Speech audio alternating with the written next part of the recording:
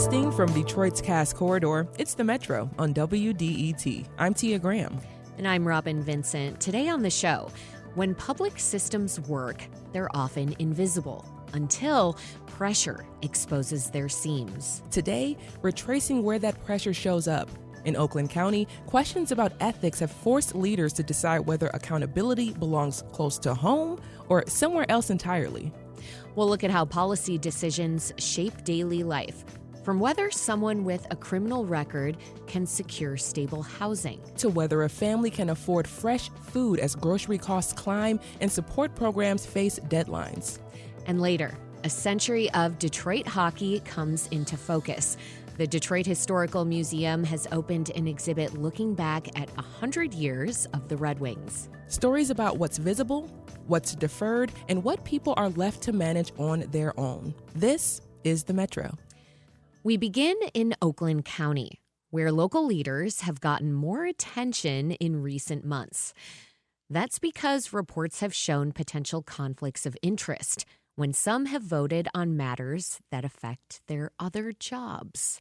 Discussions arose about hiring an ombudsman to oversee county officials' operations or having commissioners disclose their financial information. But in a recent Oakland County meeting, neither of those things happened. Instead, county commissioners kicked the responsibility to the state legislature, urging those lawmakers to pass a bill mandating local officials to publicly disclose their assets.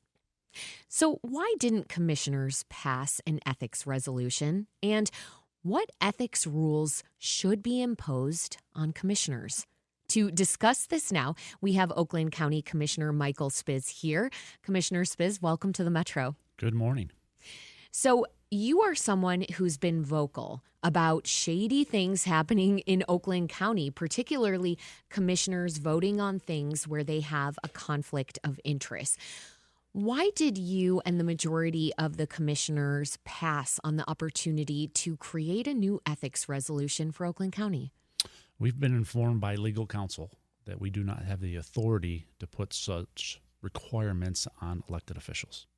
So and there's 19 of us commissioners in Oakland County, so we can't put those requirements on each of them or any of the other electeds. Can it be voluntary? Yes, but it's not. If you make it voluntary, it doesn't really have any teeth, right? It doesn't have any structure. Tell me this, though, at least when it comes to a symbolic gesture, why did you vote against it? Because you could at least vote for it in a symbolic gesture to say this is something that I am in support of, right? Personally, I'm not big on symbolic gestures. I like to do things that actually have a meaning and a purpose, right? So by putting something on a piece of paper that is 100% voluntary and nobody has to follow it, why would you even put that on a piece of paper? Why would you put that effort in just for symbology? Sure. That makes sense. I'm wondering if this has to do with the 1970s opinion from the Michigan Attorney General. Is that what we're talking about here? If so, I'll explain a little bit of that. But is to that a degree, it does include that, yes. Okay, because an Oakland County spokesperson invoked that 1970s opinion from the Michigan Attorney General. It says that county commissioners can't require other county elected officials to disclose their finances. And this was something that County Commissioner Kristen Nelson disagreed with. So you are agreeing with this then, is that right? Part of the statement from the Attorney General's office says that a board of county commissioners, quote, has no control over the selection, dismissal, or conditions of employment of elected county officials. I'm not necessarily in agreement with that statement. Okay. All right. And the reason I voted no is just from a structural perspective and the authority to allow the Board of Commissioners to put such requirements on all elected officials. Now, the creation of a financial disclosure rule was being considered. I'm wondering, where do you stand on that, on having commissioners reveal their earnings? I'm okay with all electeds, including commissioners, submitting information about their earnings in the private sector, right? Because some of us, as you mentioned in the opening, have additional responsibilities outside of the Board of Commissioners. Most, right. So they do have a day job, right? And they use the Board of Commissioners as a second opportunity, I guess I'll call it, separate position. Some do it because they enjoy it, like I do. Some do it because they need to, right? So, and sometimes those day jobs, as you mentioned, also can get into conflict with decisions that they make as a board. When you say some do it because they need to, what are you getting paid as a commissioner? I can't imagine it's a huge sum. It's roughly $55,000 a year, plus full benefits. So you get health insurance and things like that. So that explains a little bit of the needs, certainly. Will you tell me a little bit more about why you were drawn to local government? I enjoy it. Some people think I'm crazy because it's something I truly enjoy doing. And it's not really about the money for me. I like to sit down, help people, make decisions that will improve not only in Oakland County or my district in District 5, but all of Oakland County and sometimes the state and sometimes the full country. But people think you're crazy because you're also receiving a lot of backlash. It can be quite thankless work. It can be at times. Yeah. That is correct. Why do you think commissioners are involved in things that are potentially conflicts of interest in the first place? I mean, what is encouraging this behavior? I'm not sure anything's encouraging said behavior.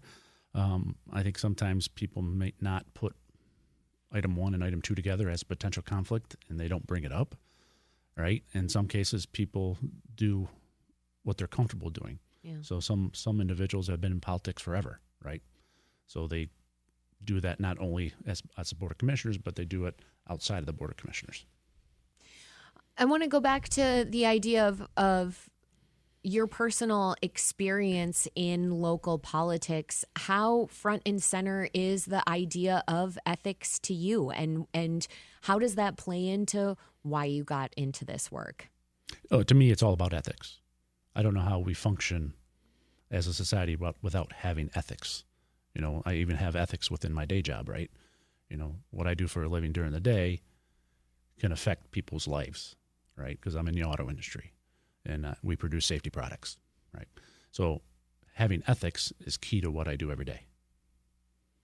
This is the Metro on WDET. I'm Robyn Vincent. My guest is Oakland County Commissioner Michael Spisz. We're discussing his decision and that of a majority of his colleagues to urge state lawmakers to create new ethics rules. Previously, Oakland County commissioners were working on those new ethics rules themselves.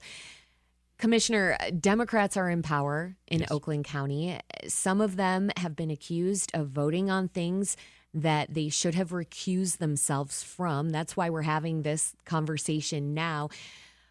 You're a Republican. Do you see this as a partisan issue? I do not see it as a partisan issue. It's both sides should be marching in the same direction relative to ethics. Now, do we agree on every single point? No. It's something we need to discuss and work out a compromise between both sides. So you see it as more of a widespread problem. Do you think one of the solutions here is paying folks more so that, $55,000 in Oakland County is likely going to cause someone to need some other form of income? And this is a conversation that is persistent when we talk about local politics, is the fact that a lot of people can't just do that job. They have to bring in other work in order to survive. So should people be getting paid more as local leaders so that they can truly focus on that job at hand of governing? I understand that question and that thought process. I historically have voted no on any pay increase for myself as a commissioner. I think for the entire time I've been on the board, which is roughly 12, 13 years. So paying her more money doesn't always fix a problem, right? It may resolve some of it, but it really pushes things just in a different direction, in my opinion. So I don't think paying anybody or the Board of Commissioners more money will solve this problem. Do you think then it would be folks getting into it for the wrong reasons? Or I'm wondering more about your thinking behind this. I'm not sure people will get into it for the wrong reasons.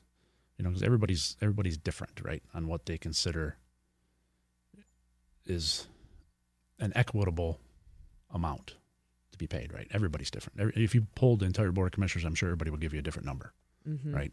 Because everybody's life's different. So to me, that's, if it's a factor, it's a small factor. Now, Oakland County Commissioner Charlie Cavell, he's one of the two commissioners who didn't want to pass the responsibility of creating new ethics rules to the state. Let's listen to him on the issue. In our last meeting of the year, Oakland County could have passed an ethics board, which was introduced in May. We could have passed whistleblower protection policies, which were also introduced in May. We could have passed an ombudsman, which was introduced in October. All of those three things, in addition to binding financial disclosure for commissioners, all could have been passed at the December County Commission meeting, but none of those were passed. Our leaders know what they were doing through inaction, so they have willingly sold out the people of Oakland County on ethics. Okay, so Commissioner Cavell doesn't believe that the legal opinion that we've discussed prevents the creation of an ethics rule. What do you have to say to that? I can, I can agree with Charlie. It doesn't prevent it, but does it mean, like I started off, it's voluntary? Does it really force commissioners or other electeds to really follow the policy? It's just worth the paper it's written on. Okay, well, to that end, what do you think state lawmakers will do? Do you believe they'll actually create a financial disclosure law? So what we asked the state to do is to allow all counties to create a financial disclosure. We're not asking them to do it for us. We asked them to allow us to create it ourselves. Because right now, what we're being informed by our legal staff is that we don't have the authority to do so. Some counties do, because there's 3 different forms of counties under state law. Oakland County and Bay County fall in one group, Wayne County and Macomb County fall in another group, and then there's the other 79 of the 83 counties fall in general law. The 2 of us, Bay County and Oakland County, cannot do it based on what we're being informed by our legal attorneys. So we need the state to change that law to allow us to do so. And do you think that that's likely to happen? Anything, I mean, it is government, so anything can happen or anything can't happen. It depends on how well they're getting along in Lansing, I guess. Well, yes, and we know that things are quite tumultuous in Lansing all the time. What was dropped from this whole thing was hiring an ombudsman to oversee the county, and that was something that wasn't pushed by the county to the state. Only the financial disclosure part was. I'm wondering, what do you make of hiring an ombudsman? I am open to the discussion of an ombudsman. It's just, where do they fall? Like, which department? Do they fall within the corp counsel or legal attorney? Do they fall within the financial department? Where do you put them, and who do they report to, right? Who do they report to directly to the executive, Dave Coulter? Do they report to the Board of Commissioners, or do they report to somebody completely different? To me, that's a lot of discussions that have to take place before we can make a decision on having an ombudsman or not. I'm not against the idea. I just need to work out the details. Right, because there are folks who believe this could be a path toward greater transparency, which is important in all local and state and federal government. Instead of passing a resolution, you could create a board policy, which would only allow, say, commissioners to go to conferences or get certain benefits if they disclose their finances. What do you make of that? My opinion on that is, you could do that, yes. But what if over half of the board decides not to follow it? What do you do? Because I know one of the topics, you don't put them on committees. All right, there's 19 of us. 10 don't follow it.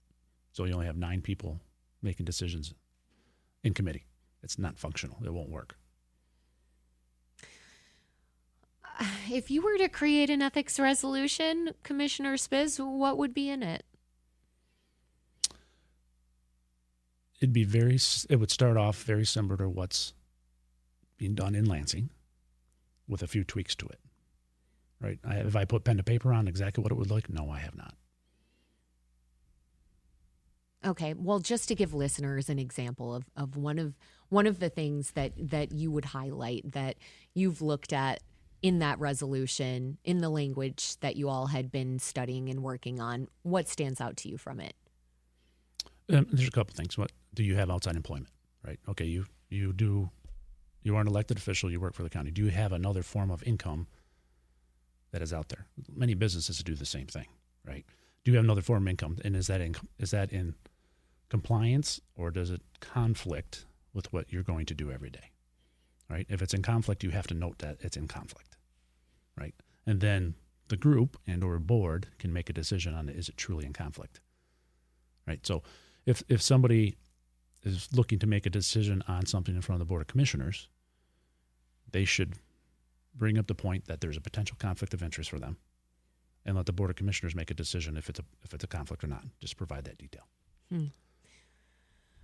And so then it's getting folks who are in these positions, in commissioner roles, in local government, to actually really think about how their other work could be a conflict of interest. It's at the very least spurring a conversation and some important internal monologue too. I would agree to that, yeah. Before I let you go, I mean, we've been talking about ethics and transparency in local government. What's one thing, Commissioner Spisz, that you wish more people would understand about your work as a commissioner?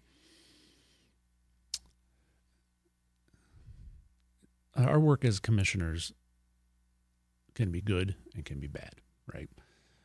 Most of the time we get criticized for the bad things, and there's a lot of things that are not necessarily within a single individual commissioner's control, right? We operate as an entity, 19 of us, and you have to have a majority to get things to happen. There's a lot of times people bring up, why aren't you doing this? Why aren't you doing that? Unfortunately, I'm not in majority. I don't have the ability to put things on an agenda to drive a topic. Can I recommend it or request it? Yes. That doesn't mean it happens. The Democrats have the same issue in some cases. They might bring something up, but it doesn't get put on an agenda for a discussion topic. It just gets pushed aside, and it just doesn't happen. Your power is limited. The power is limited. Very limited. Oakland County Commissioner Michael Spisz, thank you so much for joining me today on the Metro. Thank you very much.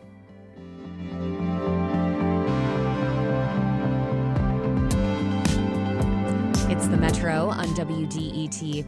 Up next, people returning home from prison often find it hard to get housing. We'll hear about why and what can be done to change that. That's next on the Metro. Stay with us.